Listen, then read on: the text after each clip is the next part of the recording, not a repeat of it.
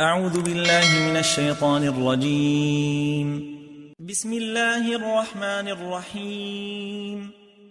الذين آتيناهم الكتاب يتلونه حق تلاوته أولئك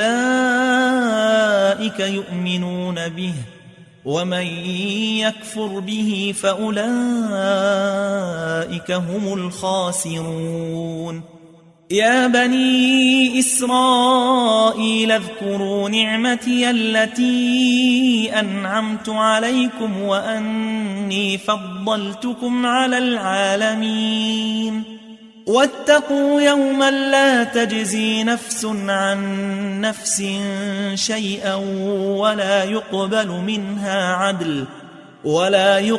منها عدل ولا تنفعها شفاعة ولا هم ينصرون.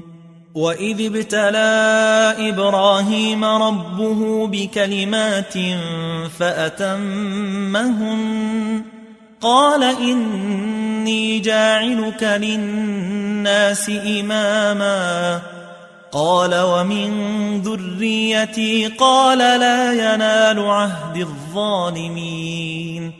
وإذ جعلنا البيت مثابة للناس وأمنا واتخذوا من مقام إبراهيم مصلى وعهدنا إلى إبراهيم وإسماعيل أن طهرا بيتي للطائفين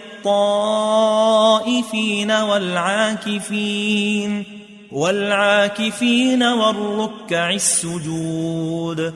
وإذ قال إبراهيم رب اجعل هذا بلدا آمنا وارزق أهله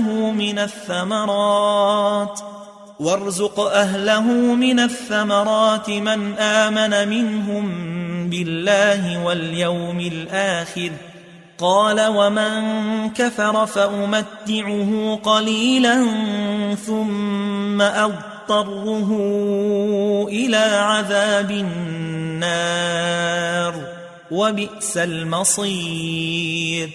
وإذ يرفع إبراهيم القواعد من البيت وإسماعيل ربنا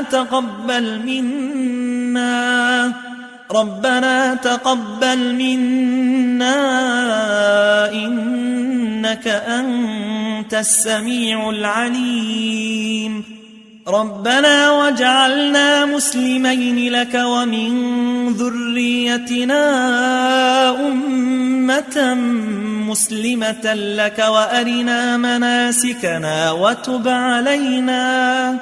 وتب علينا إنك أنت التواب الرحيم. ربنا وابعث فيهم رسولا منهم يتلو عليهم آياتك